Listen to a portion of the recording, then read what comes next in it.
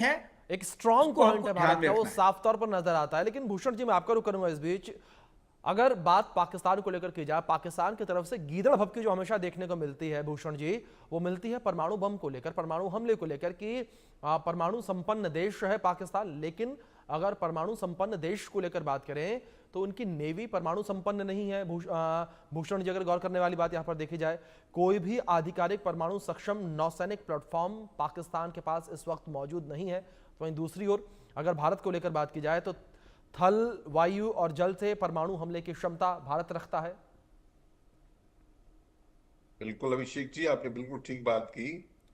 पर अब तो कयास ये भी लगाए जा रहे हैं, आपने पढ़ा होगा कि ये जो परमाणु कैपेबिलिटी है जी।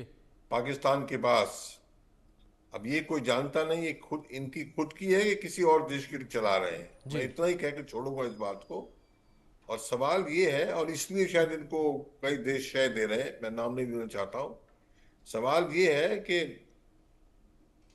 होना एक अलग चीज है, संभालना एक अलग चीज है। हाथी खरीदना सस्ता पड़ता है, हाथी को रखना मेंटेन करना ज्यादा महंगा है। तो जो प्रोसीजर्स हैं, जो प्रोसेस हैं, आपस में इनकी लड़ाई है, आर्मी और सिविलियन की लड़ाई है, और आपस इस प्रांत की उस प्रांत से लड़ाई है। तो ये कितना कर सकते हैं इनका कोई भरोसा नहीं। भरोसा, एक टूटता हुआ जहाज है पाकिस्तान, टूटता हुआ जहाज है। तो इसको लोग यूज कर रहे हैं, हर कोई यूज कर रहा है, इस हिसाब से इनको फंड्स भी दे रहा है। और न्यूक्लियर के बारे में खुद की ये चाइना ने इनको दिया हुआ है। तो हमारा इंडिया का तो सेल्फ डेवलप्ड है। जो सेल्फ डेवलप्ड होता है, जो खुद का दम होता है, जी। उसमें आप कभी भी चेंजेस ला सकते हैं। जी। तो ये इनके अभी जो आपने और भी सुना है, जो रेडिएशन उनकी हुई है, जो अमेरिकन एयरप्लेन आया रेडिएशन रेडिएशन मॉनिटरिंग के लिए आया है, और रेडिएशन ज्यादा निकली है, तो बोरॉन चीज, जो इजिप्ट में, मिस्र में जो नील नदी है, नील, उस नदी में बोरॉन मिलता है। जी। बोरॉन लेके आई और रेडिएशन को पैच बंद करने के लिए कहा जाता है। ये भी अभी तो टाइम निकलेगा, सारी बातें आएंगी। ये भी कहा जाता है क्योंकि शायद उनके न्यूक्लियर फैसिलिटीज में हमने हमारा अटैक हुआ है। हमारे एयर मार्शल भारती ने कहा, अच्छा हमें तो नहीं पता था आपका वहां पे न्यूक्लियर है। हमने तो सरगोला पे अटैक किया था, किराना हिल्स पे अटैक हुआ। तो उनका ध्वस्त होने का भी वही प्रॉब्लम है, एयर डिफेंस सिस्टम है नहीं। तो आप ले तो लें, आप बहुत बड़ा महल बना लें, अगर आप डिफेंड ही नहीं कर पाए उसको तो कहाँ जाएंगे आप। ये हाल है बिल्कुल। पाकिस्तान का। तो ये मतलब न्यूक्लियर होना एक खिलौने के तौर पे अलग चीज है। पर एक बात खतरे की है, जब इतनी गड़बड़ होती है, झटके में गलतियां हो जाती हैं। क्यों झटके में? खिसियानी बिल्ली खंबा नोचे। जी। कुछ ना कुछ उनके पास टेक्टिकल न्यूक्लियर वेपन्स भी हैं। कोई ब्रिगेडियर लेवल का डिसीजन है, वो ब्रिगेड ही कोई छोड़ दे वहां पे, तो वहां पे तो चीज फैल जाएगी। तो इररिस्पॉन्सिबल, गैर जिम्मेवार व्यवहार ऐसे देश से हो जाता है जो कोई किसी बेसिस पे नहीं खड़ा है, किसी कोई कंट्रोल नहीं, कोई सिस्टम नहीं। यहाँ आप देखिए मीटिंग हो रही है, सब प्रॉपर मीटिंग हो रही है, सिविलियन का अपना रोल है, प्लानर्स का अपना रोल है, वहां तो किसी कुछ नहीं है। अभी आपको एक बताओ, मैं और बताता हूँ आप, जी। जो जिस दिन सीज फायर हुआ है, जी। उसके बाद फिर फायरिंग होती रही शाम को। कयास ये भी लगाए जा रहे हैं कि आसिफ मुनीर सीज फायर नहीं चाह रहे थे, जी। शहबाज शरीफ चाह रहे थे। जी। तो सिविलियन और डिफेंस की टसल में ही वो, तुम ने माना है हम तो लड़ते रहेंगे, इस टाइप से भी बातें हुई हैं। क्या क्या इस देश का क्या वजूद है। पर ये हमें कि क्योंकि इरेस्पॉन्सिबल है।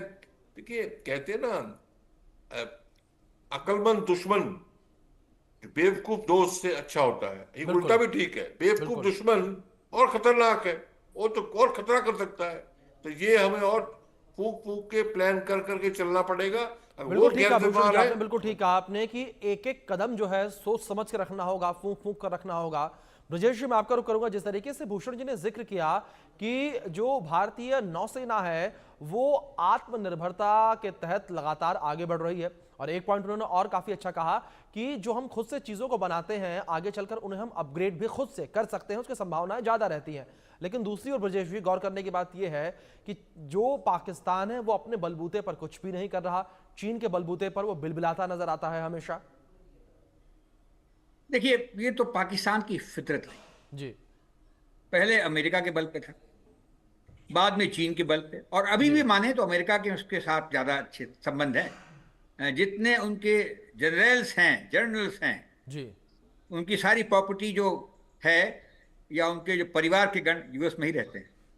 तो ये तो रहेगा ही स्वावलंबी होने का। लेकिन एक बात हमें ध्यान रखना पड़ेगा, हमने आत्मनिर्भर भारत जो अभी शुरू किया है 8 साल पहले या 10 साल पहले, जी अभी इन्फेंसी के स्टेज में है। आज के डेट में ये लोगों को पता होना चाहिए, अभी भी हमारा जो डिपेंडेंस है imported arms ammunition munition system पे, वो 70-75% है। वो पहले करीब 85-87 था, उसके घट के इतना आया है। तो ये चीज लॉन्ग जेस्टेशन पीरियड है, लगे रहना पड़ेगा। लगे रहो मुन्ना भाई, 10-15-20 साल में ये हम एक समय पे आएंगे जब हम स्वावलंबी हो पाएंगे। अगर आप दुनिया की जो फैक्ट्रीज देखते हैं एयरक्राफ्ट की, अमेरिका में डगलस की, या फिएट की जो फैक्ट्री इटली की है, या लैंड रोवर है जो बनाते हैं आर्म, ये सब सेकेंड वर्ल्ड वॉर के पनपे हुए हैं। उनको करीब 180 साल लग गए इस माहौल में आने के लिए। तो बिल्कुल इसके अगर तुलना में देखें, जो हमारा होम ग्रोन एफर्ट बहुत अच्छा है, खासकर 3 जगहों पर। वन इज एटॉमिक एनर्जी, दूसरा स्पेस, और तीसरा मिसाइल प्रोग्राम। ये बिल्कुल स्वावलंबी है और सक्सेसफुल है। जी बाकी जगहों में हम कोशिश कर रहे हैं और बहुत तेजी से कर रहे हैं। जी एक एग्जाम्पल हमेशा आता है ब्रह्मोस का, जी हमने बनाया, उसको हम बाहर एक्सपोर्ट भी करते हैं, और उसका बखूबी से अभी हमने इस्तेमाल भी किया है। तो ये रही स्वावलंबी के बारे में। और स्वावलंबी में होने के लिए हमारे देश के लोग का योगदान होना पड़ेगा। जी हम आईआईटी में पढ़ें और ज़्यादा पैसा लेने के लिए आईटी इंजीनियर बन के बाहर चले जाएं, तो स्वावलंबी कैसे बनेंगे? हम कहते रहते हैं पाकिस्तान को विश्वास मत करना, धोखा देता है। जी हम करते क्या उसके बारे में? हमको स्वावलंबी होना पड़ेगा, हमारा इकोनॉमिक ऊपर होना पड़ेगा। क्या हम उतना काम करते हैं? बिल्कुल ये खाली मोदी जी की रिक्वायरमेंट नहीं है।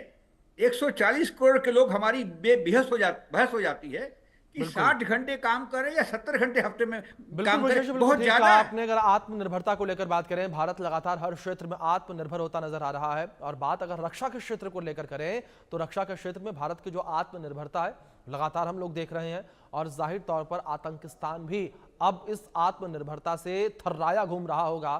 फिलहाल आप दोनों मेहमानों का बहुत शुक्रिया जुड़ने के लिए, अपना कीमती वक्त इंडिया न्यूज को देने के लिए।